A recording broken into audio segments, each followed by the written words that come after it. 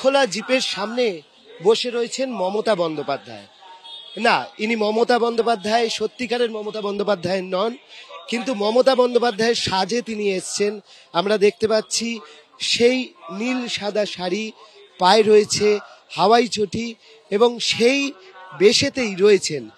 কি নাম আপনার? সঙ্গীতা সামন্ত।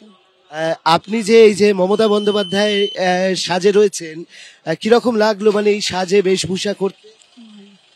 কি বার্তা দিতে চাইছেন? সবাই একসাথে থাকুক, ঐক্যবদ্ধভাবে থাকুক, এটাই আমার উদ্দেশ্য। কোথায় যাবেন আজকে? ধর্মতলা। কোত্থেকে এসছেন? নবদ্বীপ বিধানসভা। আগে সেজেছেন এই বেশভূষায়? কি করেন আপনি? আমি তাঁত শিল্পী। নদিয়ার তাঁত শিল্পী। আজকে কি কি মমতা বন্দ্যোপাধ্যায়ের কোন বৈশিষ্ট্যগুলো আপনার এই বেশভূষায় ফুটিয়ে তুলেছেন? প্রায় সবই।